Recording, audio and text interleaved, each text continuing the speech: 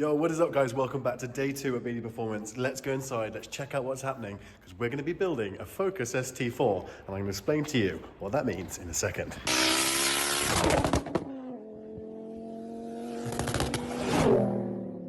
Right, so Focus ST-4, what does that mean to you guys? Now I'm sure you're thinking, Focus ST-4? That doesn't exist. What are you on about? Now, guys, I'm about to explain. So, my madness, for those of you that don't know, I own a Ford Focus ST Mk2 ST-1. Now, to those of you that aren't in the know all about STs, that is the bottom spec, lowest, cheapest form of Focus ST you can get.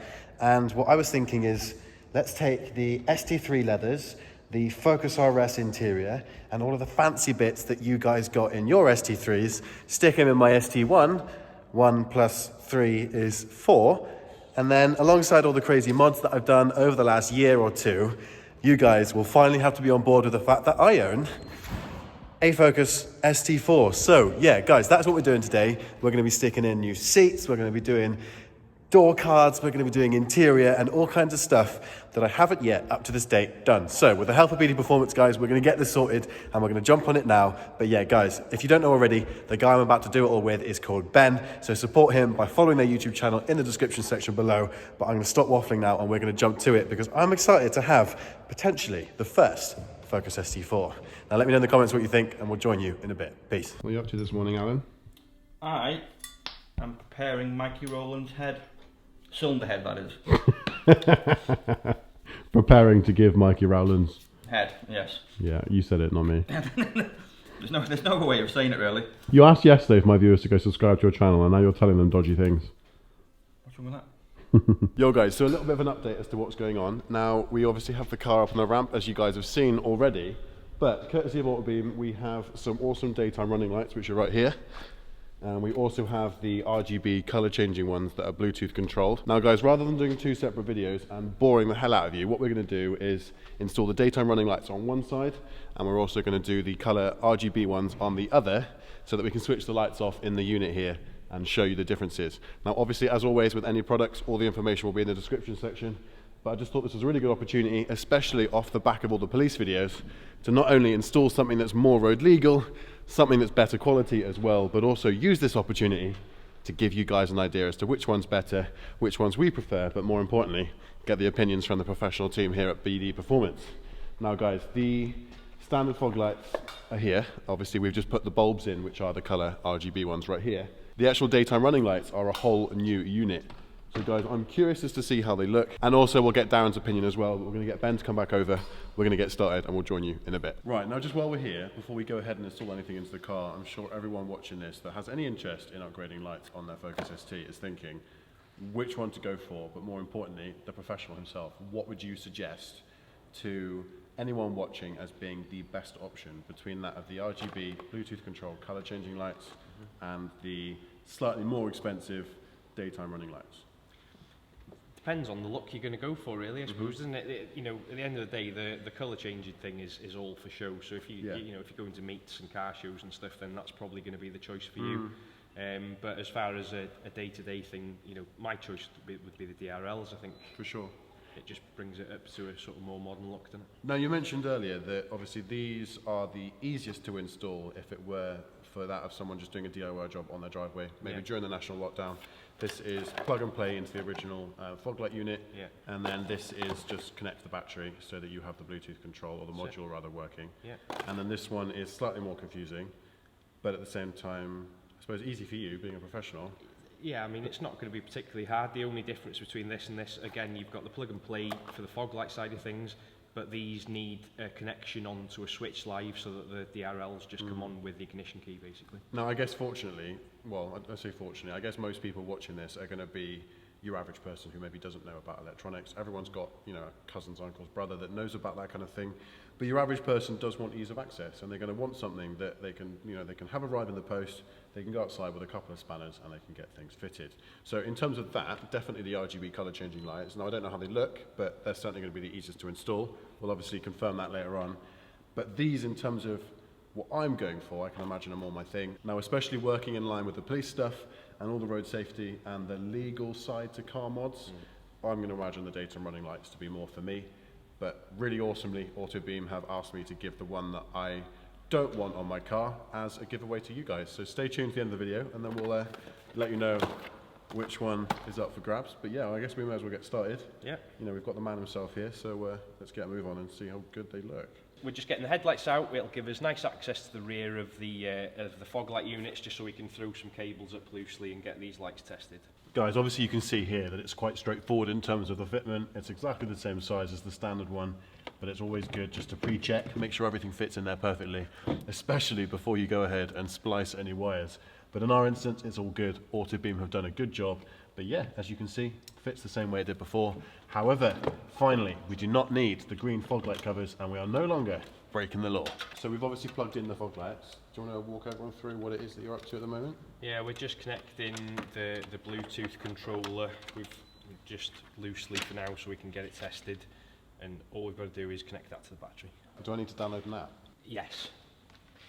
I'm guessing that QR code is probably something to do with it, is it?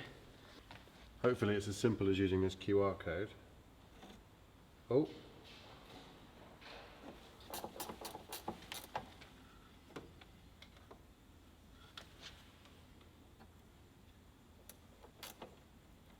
Oh, they're on. They're certainly doing something. Now we need to download this app, which is still going. It's still downloading.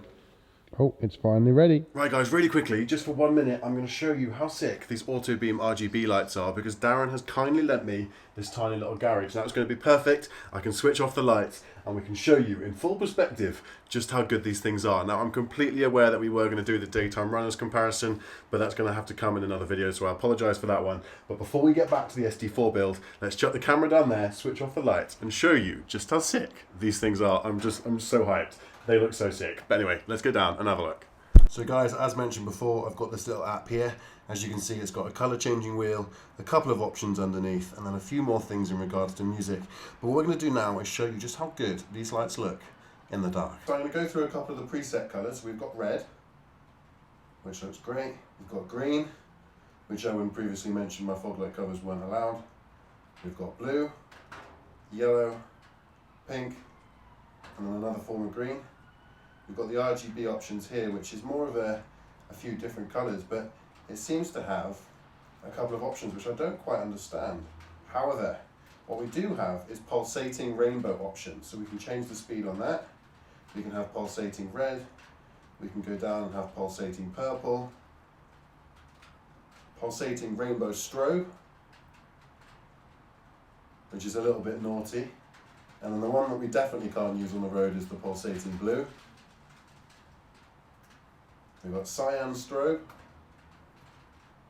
got a white strobe as well, and we've also got the rainbow jumping change. Guys, like I said, I'm going to overlay some other music onto this now just to obviously avoid any copyright issues, but here's one as an example.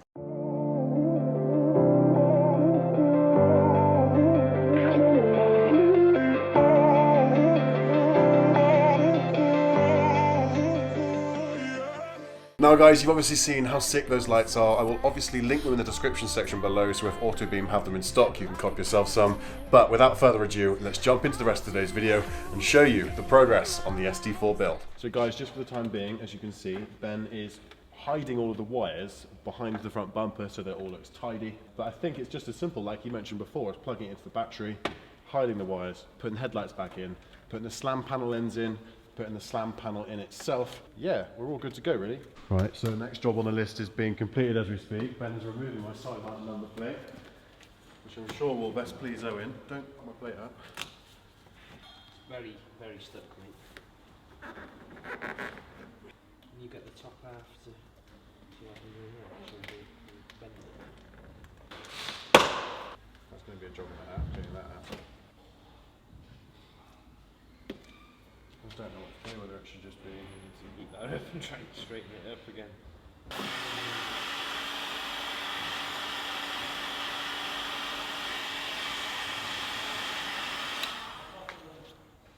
Camel wheel. I mean, if it's glue gun, Yeah. the two ends there. Yeah. Hey? You don't need to be like that, Al. I honestly don't know where to put these. It's just a really difficult thing to have to come up with. You know, we put it there, someone's going to say it looks shit. Put it here, it's blocking all the air feed. Put it here, I'm an Alfa Romeo. Put it here, Owen doesn't like it.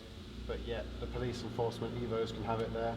Put it here, you can't see it. Put it up onto the bonnet, you can't see it. Guys, what do you want from me?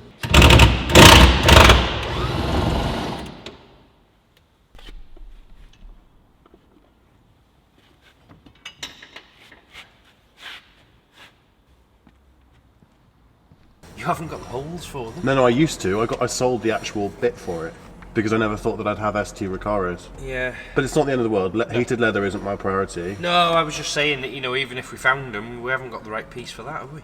Yeah. Never mind. I'll get rid of Let's do the console first then while the seats are out, because we've got a couple of hours essentially to do, you know, and all we've got to really do is bolt these seats in. The state of this car in here.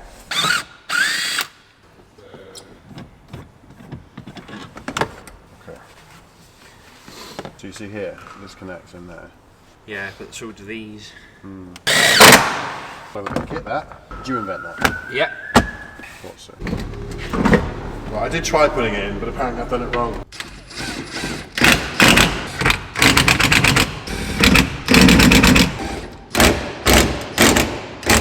It's pretty solid. Ooh, look. They're in shitty condition, but they won't be for long. Well. Quickly stopped off at Demon Tweaks now, which is where we are currently. Getting the car dialed in with wheel alignment, just toe as far as I'm aware, not camber. Once that's then completed, we can potentially look at some wheels that are on the wall over here. But yeah, that needs to be done, and then I suppose we're going to wait a little while for that to happen. And then we're going to go back to BD and finish some more of the jobs in regards to building the ST-4. Making all kinds of noises, isn't it? Nice, there we go. Ooh. Right guys, this is first of many of the things going inside my ST-1 to make it into YouTube's first ST-4. Right lads, so one of the things we're going to have to do is take out the center console here to replace it with one that has the wiring in it from the ST3. We've been trying to sort out a couple of the options here in regards to the actual heating working on these Recaros. I'll show you that now, one sec. There are all kinds of different plugs that are either taped up or non-available in the ST1, but it's okay. We've got the buttons, as you can see. They're all glowing. We're trying to work out if the seat is heating. I'm not convinced that it will, but then I don't know. Does the ST1 have the fuses needed for it? The fact that the switches are lighting up kind of tells me that there's power in the right place. So yeah. Let's just see if it warms up. Yeah, I suppose we're not going to know. But then again, the ignition's not on, so we're not quite sure if you need the ignition on. Well, you've got ignition, haven't you? I just don't know if that's enough without having the engine running. Should we turn it on anyway? You could have the engine running. See if you're flattening the battery anyway.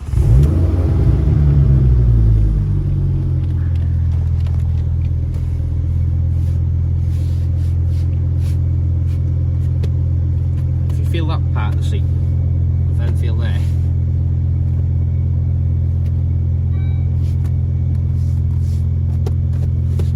I think it's warming up. You're warming up.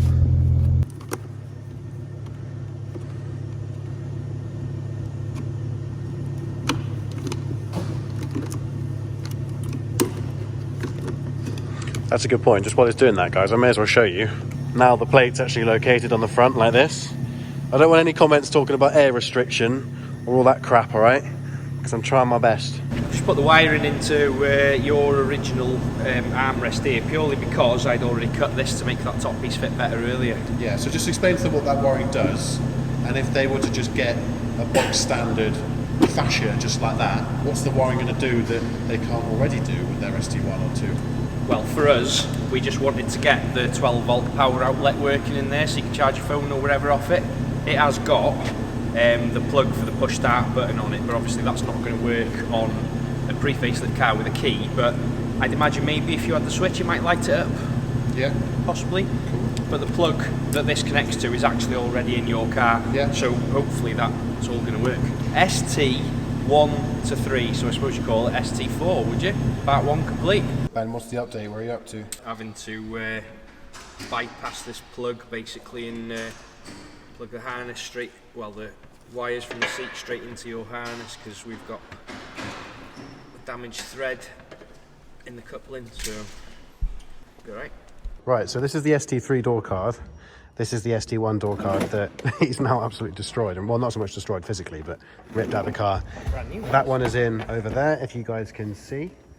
But now it is officially almost an ST4. You have an ST1 on paper with the ST3 parts. What is 1 plus 3? 4. I don't know.